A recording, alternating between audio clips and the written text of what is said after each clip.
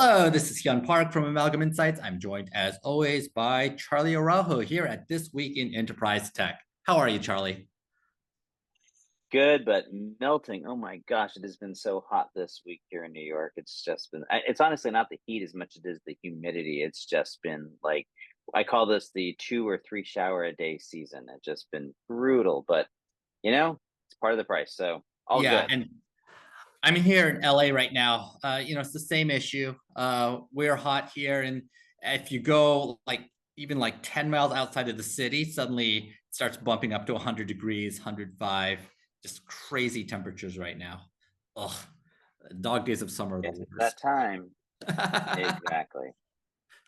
Yeah, and then to help us out even more, obviously, last week we had the 4th of July, Independence Day here in the United States, which was basically a vacation half week for our entire country. So it meant that nobody really wanted to make big announcements, obviously, to compete with what ended up being a long weekend. So, what in light of all So as a that, what result, we're just actually going to talk happened? about I was going to say, so we're just going to talk about the weather instead. Is that it? I guess that's it. We did find a couple other things that did get announced last week, other than the weather, though. The most interesting of which we agreed was this effort that Anthropic is taking on. So at least something happened last week. At least somebody was at work while everybody else was off shooting fireworks. But it was interesting to see that apparently they are thinking about this next generation of what benchmarking should look like from an AI perspective, rather than just looking at the bits and bytes and MIPS that we have thought about from an IT perspective for such a long time. So, what do you think about? What did you see there that really got your attention? Well, so what's interesting about it is typically the person that wants to change or the organization that wants to change the way things are measured are the ones that are losing. But of course, Sonnet 3.5 was just ranked at the top of all of these benchmarks. So that isn't the rationale here. So I found that sort of curious. It's like, well, so why are they doing this? And by the way, the background here, it's they're not just advocating; they're actually funding. They're basically coming to market and saying, "Hey, we will fund you if you want to create a independent benchmark that looks at things differently." And they're carving out two things. One is they wanted the benchmark to identify the way people, quote unquote, really use these models, although there was little meat on the bones of exactly what that meant.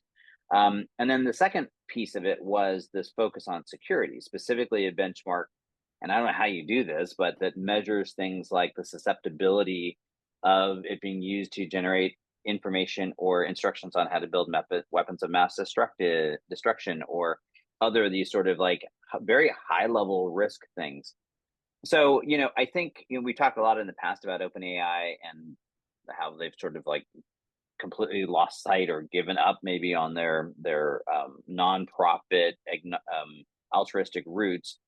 And Anthropic, while never having been quite so adamant in terms of their positioning about that, I think is to a certain extent um, acting more like it, and that this is clearly a financially driven, meaning they're putting money out to try to create this benchmark that actually looks at more than just, hey, we're the fastest out there, even though at least at this very moment they are the fastest out there. So I took it, I think from a branding perspective, like good on them. I thought this was a pretty brilliant move. I also happened to read it authentically, like, hey, this was legit, like they really believe this, and that again is a really good and smart thing for them. uh, to me, the big question is anything going to happen with it? Are these even possible? And, I don't know enough about any of this, but I will say my last little comment is that I pretty much have discounted all the benchmarks because it's like, we talked about this last week. They're becoming so incremental. It's like, who cares if it's a couple percent faster? This at least is a benchmark that if somebody does come out with it, I will pay attention to. I'm going to go look at it because it does speak to some of the things that I think are relevant in today's world, and certainly from an enterprise perspective, things that you would be caring about. So it was interesting. Yeah, I agree. When I look at a lot of these AI benchmarks, they look like a 51.2 versus a 51.4 in some sort of quantitative analysis that shows that one model is slightly better than another at doing calculus or algebra or what have you. And that is a meaningless measurement for me in terms of getting actual work done. Because if you're trying to tell me that that somehow makes a contact center answer better or an analytic answer more accurate when I'm asking a question in something like, oh, a Tableau or Power BI or whatever, and using an assistant or a co-pilot or whatever, that's not the convincing number for me that you're going from 51.2 to 51.4 for some sort of benchmark that I don't really even understand. So I think Anthropic taking the step and looking at the actual benchmarking of jobs and work in a way that people trust is a good angle. Not only does it speak to Anthropic's initial positioning as kind of a spinoff of OpenAI that is more secure, but from a work perspective, people need governed and secure working environments to really be able to use generative AI at the end of the day. So any work towards creating a benchmark that is more practical from that perspective, I'm all for it, because generative AI at the end of the day, the promise of it is in making our work easier to accomplish. And that's not going to happen if we can't even agree on basic measurements of what work is or what makes one work environment better than another. So that's interesting. Of course, it helps them as well, but I think it's the right direction, at least. I think it's the right direction. I think it's clearly a PR win, mostly because it wasn't, my read on it is it's not intended to be a PR win, that this feels very authentic. So that's all positive. All that said, I do take it with a big grain of salt, because as we've talked about, the proof in the pudding for all of this is going to be your ability to operationalize it.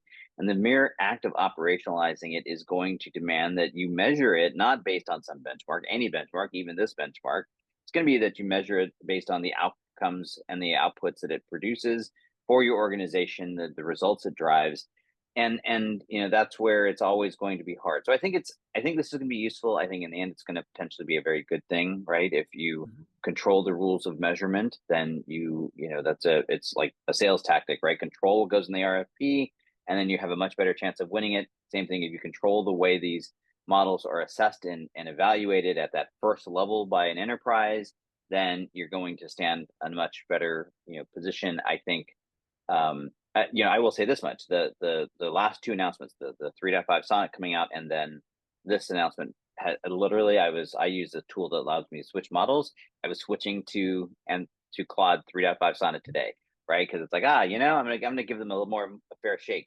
So Yes. I think those are definite wins, but I still think it's the proof is still going to be in the pudding, so to speak, of actually making real business value out of this. Yeah, but at the end of the day, we need some sort of standards that work across AI. AI governance is obviously going to be really challenging for us going forward, and it will help us to have standards, especially given, I don't want to get too deeply into this, but we've been seeing news from the European Union and from the US Supreme Court, all giving very conflicting views of how governance is going to work from a technology perspective. I think in the case of AI, given all of the stuff that's happening right now, for better or for worse, the governance standards are going to have to come from industry in the short term, I think, just because nobody else is really well equipped to figure it out. And certainly, frankly, 90% of the politicians out there have no idea how to even start. Well, there are three levels to this. And I know you brought up a whole bunch of these articles about different elements of government intervention. Maybe I'm what is it called when you're independent, that is libertarian. Maybe I have this libertarian bent in me that I don't have a lot of faith in government to govern any of this stuff. It just moves too fast. You had some news that you were talking about the EU and social networks, and it's just like it's always an overreach in my opinion, because they can't possibly get their head around it. But I do think you nailed it. You said the word a couple of times about AI governance, and I think that there's sort of three levels to this, right? There is the AI governance, the governmental standpoint. I'm fairly bearish on it. I'm fairly skeptical. Hard part is, deep down, I also believe that there's a need for it. I just don't really believe, or I don't have a lot of faith in the ability of our world's governments to actually execute on it. So there's that. But then there's the industry body sort of governance. And I think what we just talked about with Anthropic, while not specifically, that is sort of a step in that direction, right? And I think we've covered some news over the last couple of months about various bodies trying to create different standards. And I think there's going to be that level. And I think that's also going to be very critical.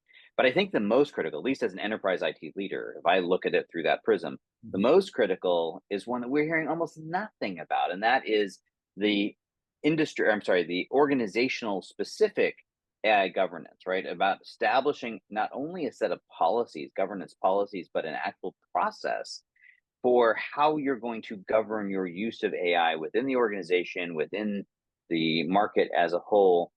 And there's this article that we raised up on this from CIO, and I mean, it was frankly abysmal. And they quoted some CIOs. I'm trying to slam them. I'm sure they're doing good things, but there was just like no meat on these bones as far as addressing it. You know, their answer was, well, we have existing governance policies, and we'll just roll it into that. And I think there's so many issues with it, because AI is just a fundamentally different beast than your traditional approaches that I do data governance, the way I do traditional corporate governance, that I have to approach it differently. And I think most organizations are just not anywhere near equipped to address that. And I'm like almost shocked that there's almost nothing out there about how to address it and what organizations should do. So I'm encouraged to see the government's at least making a stab, and I'm disheartened that most organizations are not. Yes, I saw that CIO article. And to be fair, the advice it gave about leveraging existing frameworks, protecting the value chain, figuring out what you're doing in-house. We've seen the likes of Accenture give the exact same advice. Gartner give the same type of advice. It's always leverage what you know, take advantage of your assets, start now. You could say that about basically any technology. But I think beyond that, there is this challenge that AI governance from a practical perspective is very broad ranging, both because it's infrastructure intensive and requires a deep understanding of process, because you are actually trying to get work done at the end of the day. And in the middle, there's some interesting challenges around skills and expertise that you need from an AI perspective as well. So this gets really complicated, because you have to think about everything from what's happening with my data. And sure, we're talking about our data. Data governance is really important. We're both big advocates of that. But honestly, from AI perspective, that's just the start, because then you have to train your model. You have to understand the math that is behind the model, perhaps not to the, not every single detail, but you have to have a conceptual idea of what your model is trying to do from a mathematical perspective if you're really going to put it into production. And then you've got the actual operationalization of it, where you have to think about that infrastructure, whether you trust it in the cloud, whether you have to now manage another data center yet again after you thought you had moved everything to the cloud. And then you have to think about things like physical security if you're going to go down that route. So, and there's this entire chain all the way to the power that is supporting that power center, the utilities associated with it. And it's this really long value chain going all the way from data to brains to math to physical security, that all have to be taken into account from a true corporate or organizational AI governance perspective. I think and you're right. I'm probably being a little hard on this article, because it's not like they're wrong. It's just insufficient, right? Absolutely, we use our corporate governance policies and our data governance policies as a starting point. But I think what makes this so hard is it is, to your point, is so far reaching, not only from the value chain, the breadth of the value chain that you're talking about, but this is sort of like the ultimate multi-purpose tool, right? I can use this tool in so many different ways, everything from ideation to developing strategy to pragmatic, right? As we see these agents develop, where it's have autonomous execution of processes and activities. I mean, there is so much that how can you possibly write one set of policies that governs all of that? You just can't. And I think that's where this is going to be the gap, is that people think that you're going to be able to go and approach it in a similar fashion as you have with these other approaches, where we could put boundaries around it. We could make a box and say, okay, this is our box. And I think the combination of the unknowable unknowables here that that are so intrinsic to what this is. And the fact, well, let's not remember, this is going to be one of the primary drivers of innovation and innovation capabilities within the enterprise, that if you try to hem it in too much, all you're going to stifle your own competitiveness. Mm-hmm. So it's like, this is a Pandora's box. And I'm not saying that there's an easy answer. In fact, my complaint with the fact that we aren't having any press about it, or the press we're getting is like this article that is like this super, syrupy, simplistic approach, is that it's not addressing the combination of both how intrinsically challenging this is and how intrinsically critical it is that you get it right. And so I think that it's, I would just love to see some people addressing this from a little bit more realistic perspective, instead of trying to rush out to pat themselves in the back, going, "Oh yeah, we've got an AI governance strategy."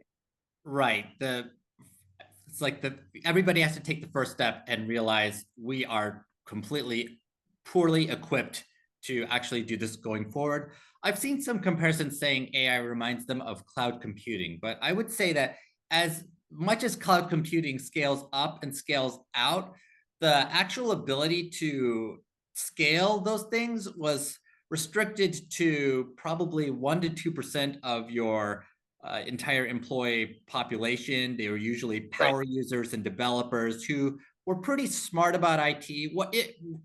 Even if they didn't govern what they did really well, they were usually some of the most technically smart people in your organization.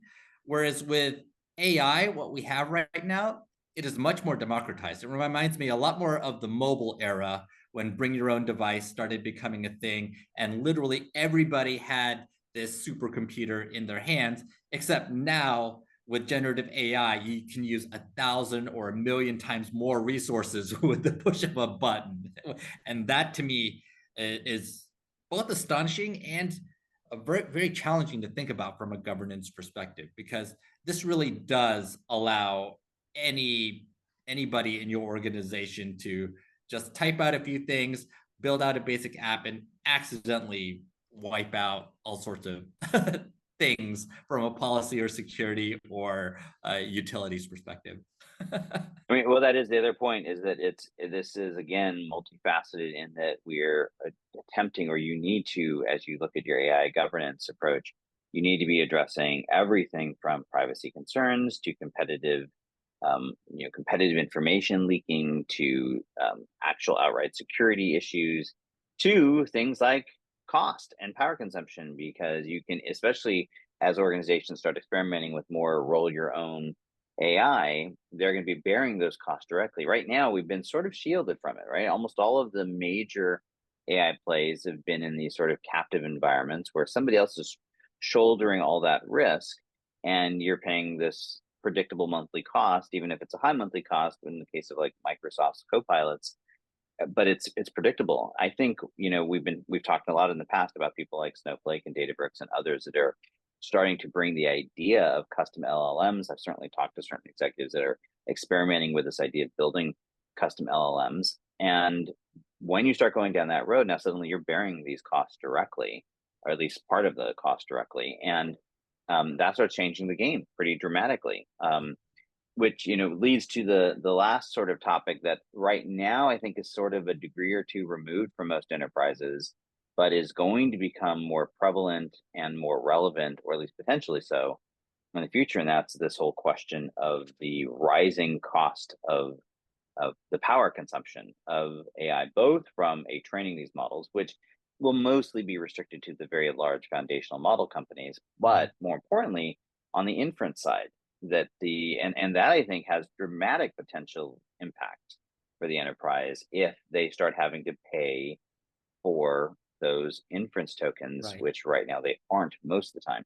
And so, I think it's an interesting thing. And there are a couple different articles I know that you pointed out that are pointing to some of this. So I was curious what your take was on all of it. Yeah, the one of the articles that got my attention was a recent TechCrunch article about Phaedra, which just raised a $12 million round to support data center energy consumption. And I think this is going to be one of these issues that increasingly comes back into IT. We've already been talking about green IT to some extent, and some ESG type reporting, especially if you're based in, if you have significant EU operations. but I think that's going to be increasingly important. And we're going to see electricity come even more into the CIO's purview once again, simply because AI requires so much power from training and inferencing and ongoing optimization perspective. There's just no way around it because these models are so big and require so much compute, and then the storage and networking that go around with it, that there's no way to get around the power issues that are currently associated with AI. Well, I mean, so from an enterprise perspective, the way around it is you don't do it. You set, you know, you outsource that. You use a cloud provider of this, which again is the predominant way that we're accessing AI today. And I guess so. I mean, my question for you is: do you think this is going to be a barrier? Right? We've talked a lot about enterprise adoption. We've talked about customizing AI, specifically LLMs, and that it could be a chief driver of innovation and a chief driver of differentiation. And I think that's all true. But I could also see that if you're an enterprise CIO today, particularly on the larger side where you're maybe thinking about going down this road, that it could give you pause, that it could say, you know, I don't know if I'm going to wade into this. I'm not, you know, I don't want to be responsible for a nuclear plant to be able to, you know, or my data center, which by the way is something that some of the major providers are talking about now, is like literally spinning up nuclear plants to try to drive this. So, I mean, I'm curious, would it give you pause? I mean, if you were putting yourself back into that seat? Gosh, I think part of the challenge, but I mean, the nuclear power thing makes me think, oh, are we going to move everything to France where they have great nuclear power? Maybe that's why Paris has all these AI startups. Yeah, But you know, that aside, I think part of the challenge right now is also that we are dealing with a lot of unoptimized systems. We have not optimized our power consumption for AI. We are not optimizing the size of our models to be efficient. We are still depending on these GPUs and all of NVIDIA's chips, although a lot of AI doesn't training and support doesn't actually require that capability throughout the entire compute cycle. So if we could like shift between CPU and GPU more efficiently, we might be able to get some efficiencies there. I honestly think we're going to get rid of, you know, 80 to 90% of the waste that exists in AI right now over the next 2 to 3 years, which will actually make this power thing much easier. But you know, simply saying it's probably going to happen isn't something that you can invest in if you are trying to do AI today. In the here and now, we are still dealing with all this unoptimized stuff, and you have to go dive into it if you want to get in the game today and know what's going and actually have something that works. I mean, clearly the optimization angle is what Phaedra is all about, right? That's all, that whole angle there. And I also, we've covered this in the past about some emerging approaches. I mean, we simply didn't need them in the past, right? So emerging approaches that are changing the computational models to make them more efficient. I think we're going to see that innovation on the chip level. Certainly NVIDIA's last round, they were a heavy focus on reducing the power consumption requirements of their chips. So, I mean, I think we're going to see this all around. This is, to a certain extent, I was playing a little bit of a devil's advocate.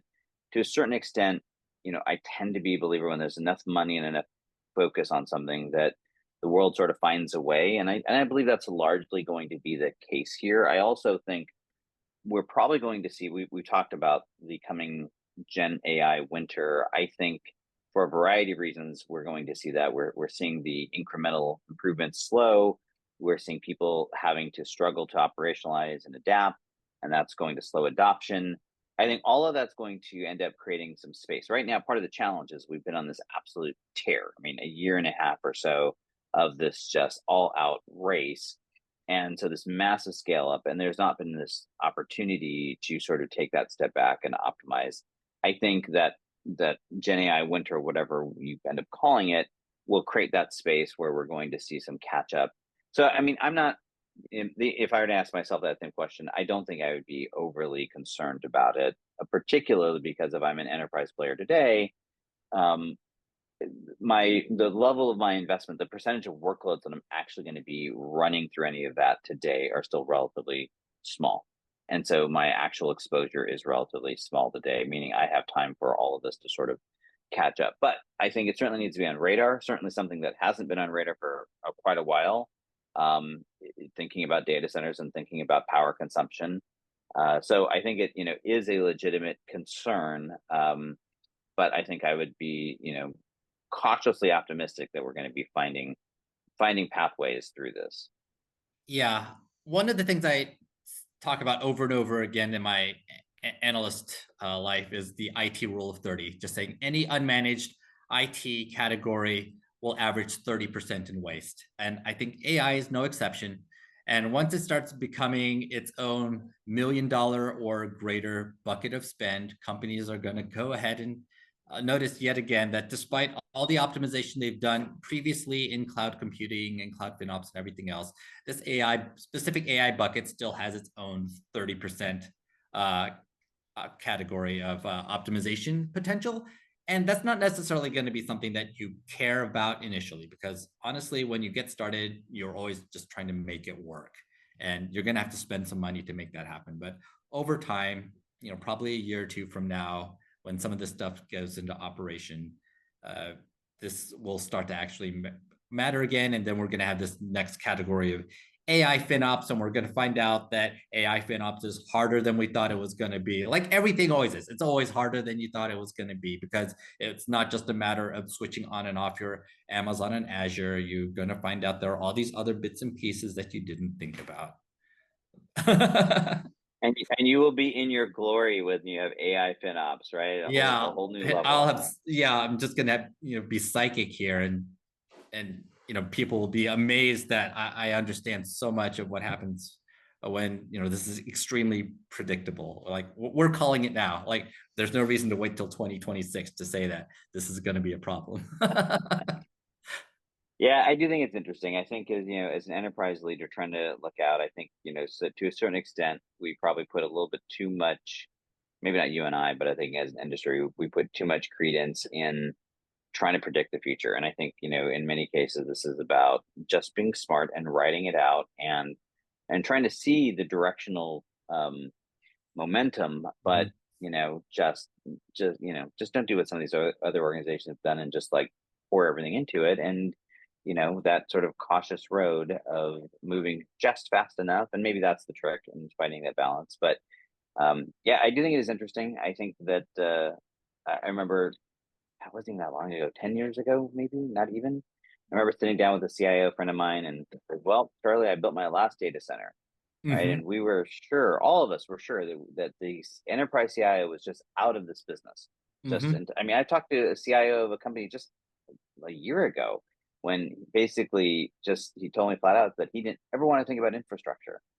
And here we are now, where now suddenly we're talking about chips and power all over again. And so, it's the sort of interesting time, but I think it will find its new balance. And I guess my one last little thing though is that you do need to be paying attention to it. I think that there's enough at stake that you can't ignore it.